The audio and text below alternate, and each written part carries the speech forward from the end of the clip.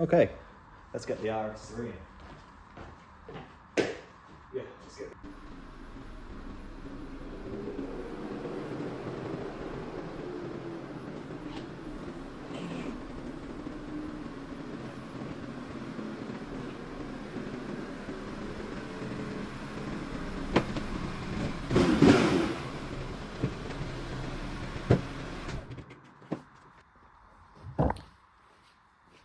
When these cars have full maximum design splitters on them, they're an absolute ball ache to get on the ramp. So I'm going to time lapse this, and hopefully I don't have to. It's lowered as well, this, so I'm probably going to have to drive it on wood to get it on the ramp. It is what it is, so crack on now, try and get this bugger on the ramp. Ooh.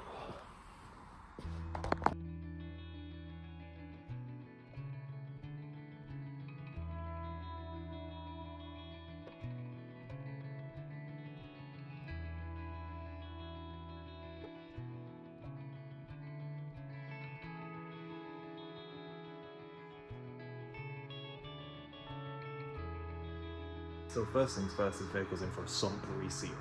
So first thing I'm doing is I'm going to whip the oil filter out, whip the sump off, and do that first before anything. And that gives me the most optimal amount of time for that silicone to set. So that's job number one. We'll get on with that now. We'll do that as quick as we can. And then we've got an absolute load of curing time then. And then we can do all the other bits afterwards. And that's definitely the plan of action for today. So you can see here the sump leak on an RS3, very common. So this used to have oil leaks up there on them boost pipes, but I fixed it. Fixed all the oil leaks up there, and I fixed some of the boost issues he'd been having. I've done loads on this car. But yeah, the sump needs resealing, as you can see there. It's already been done.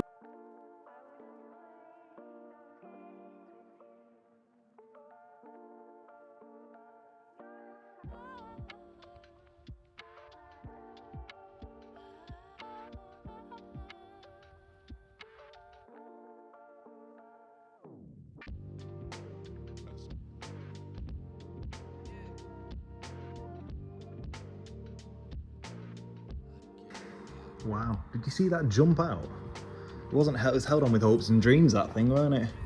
The sealant has not really bitten well to the surface, and that just fell out, didn't it? Jesus, I have to do a bit of a tidy up. Let's get some rags out and clean up that floor. Jesus, not good. Right, okay. I'll get the oil filter out, get the oil filter back in, just let that drip for a bit, and then I'll clean it all up, and then I'll stick it on. What the hell? What the hell?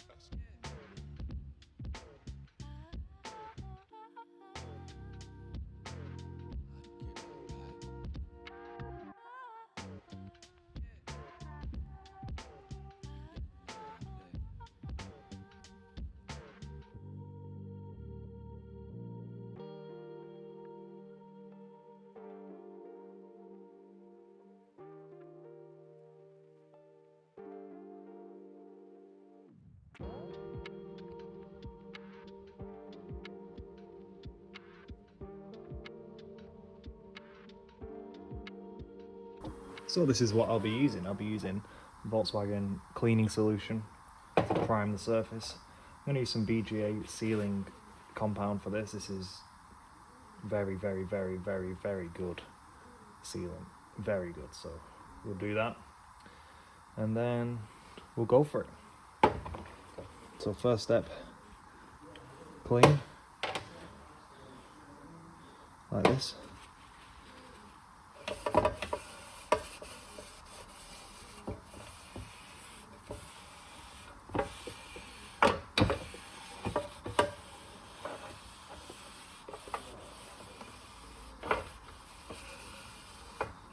Like that.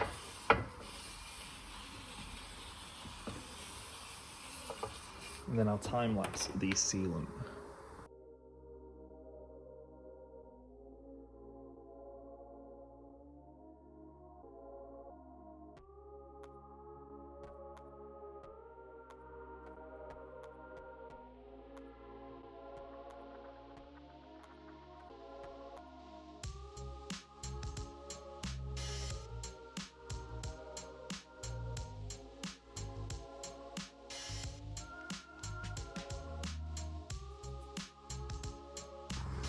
That's a nice bead all the way around, which is good.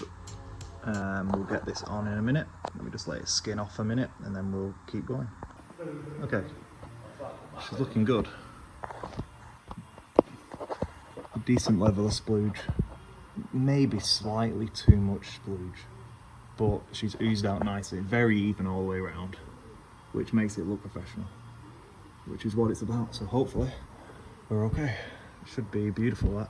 Let that cure now. We have got a really nice even level of splooge all the way around, which is exactly what you want when doing a job like this, so we can call that a success. So, sump is on. So you can see we torque the bolts up in a crisscross position like this, and that's made sure that the pan goes smooth and seals perfectly. We've got a good level of splooge, as you can see, with a little bit all the way around the excess. This stuff supposedly goes off in 30 minutes. So it's a 30-minute cure time, which is good, which means if we can do this, the air filter, pollen filter, all 5 spark plugs, tire pressures, full health check, etc, etc, this is going to be more than done. And I'm going to go on my lunch as well now, so we're fine. But yeah, new sump plug and sump plug washer, new level sensor, all torques, everything torqued to spec. There's no point doing it wrong, really. I would suggest if next time, if the sump ever has to come off again, I will want new bolts to put in, because they are aluminium bolts and they're meant to be one-time use, but you can get away with 2 times. It's just an experience thing, that. But yeah, I wouldn't use them again if I had to. But yeah, I'm pretty chuffed with the level of splooge I've got there. I can't really go into it. So yeah, lunchtime. The customer just said, can you remove my Maxton Design side skirts? And I've just gone, with pleasure. With pleasure. These make life so difficult when you're trying to put a car on a 2-poster.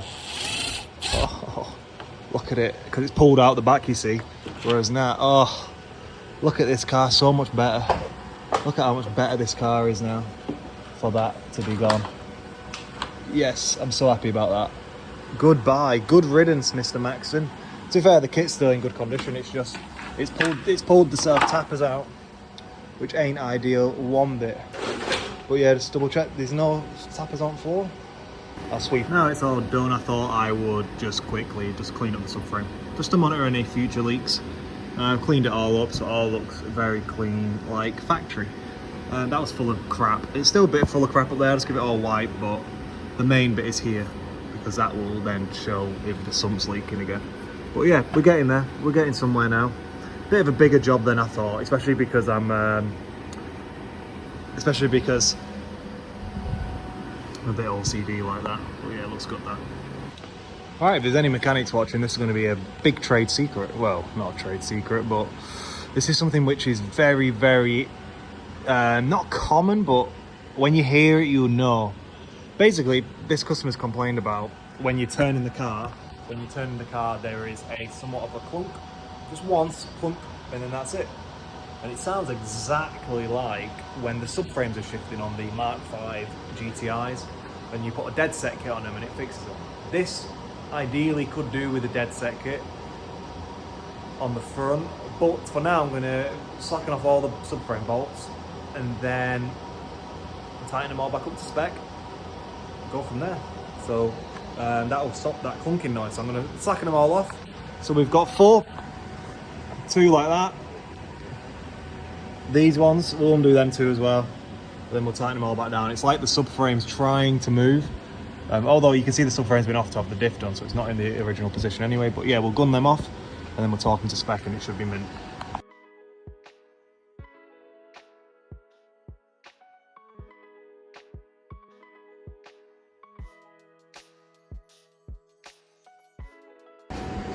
Right, so subframe bolt there, subframe bolts here weren't very tight. And that's probably the reason why the subframe's not moving, but a little bit of clunk, tiny bit. So they're all tight. Yeah, so that's good. That is good. I don't know if it's missing the gripper washers for on top. I think it is, but I need to see if this vehicle's fitted with them. Sometimes you have these like Subframe's aluminium, so you have these little spiky washers, and they grip the body of the car, and that's how it becomes more secure and stops from moving. So yeah, might recommend a dead set kit for the customer anyway. Recommend a dead set kit and then grippers, and go from there. Okay, so I've just rung my parts supplier, and the rear bolts here should have the spiky washers I was talking about, which they don't have the spiky washers I was talking about, which is probably why that subframe's creaking a little bit, because it should have the spiky washers on it. So I'm going to knock it for some of them spiky washers, put 4 on it for what it's worth, put them on the front as well, and get them spiky washers fitted, because that's not right, and that's probably why the subframe's slipping a little bit. The customer has opted for 5W40 Quantum Platinum Plus. I'll show you the oil in a second. It's very, very good oil. This is what a lot of the very highly modified cars are running, and it's just good for longevity as well. The thicker oils on the vehicles which get driven harder is an absolute no-brainer in my opinion. So we go on to funnel cam. There it is, that's the good stuff. Next job, spark plugs on the DAZA. Is it a DAZA? I think it's a DAZA, or it's a DNWA. It's one of the good ones. I'm pretty sure this is a DAZA. We have genuine spark plugs, because the only ones you can really get in the aftermarket are the race plugs. People who watch me know I'm an advocate for gapping spark plugs, but with these, it literally states, do not gap these spark plugs. Iridium tips, very fine, don't need to gap them. All you've got to do is inspect the tip, make sure there's no damage anywhere, and make sure the gap isn't too big or too small, with the rack of the eye that is, because you don't know what's happened in transit. But yeah, you do not do anything with these, you simply fit them. So I'll set the camera up and we'll get a time lapse of me stripping this underside down, under bonnet down.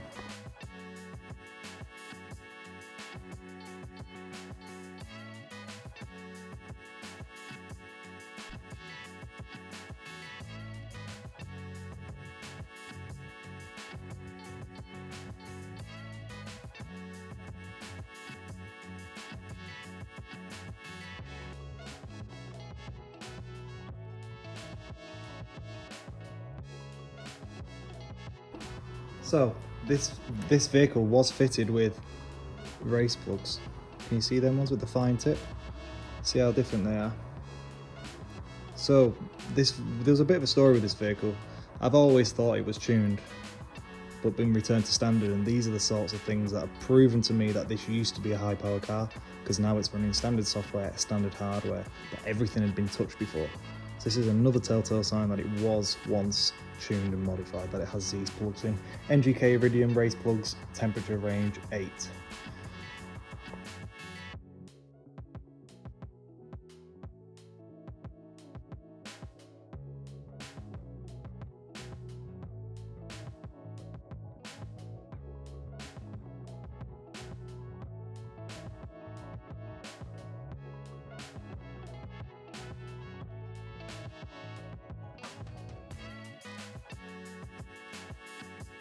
Look, it's got a fancy filter in it, which your customer didn't know about, so we're going to clean this.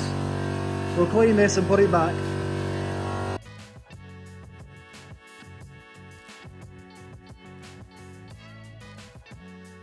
So we are now in the cabin of the RS3.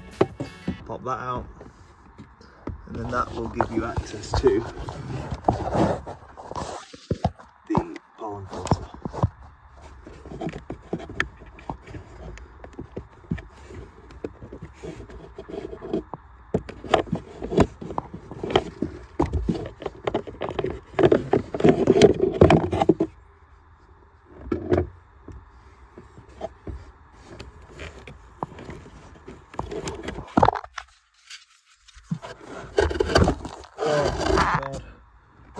Oh no, look at it, it's a mess. Holy moly. Wow. It's never been changed, that has it? Holy shit.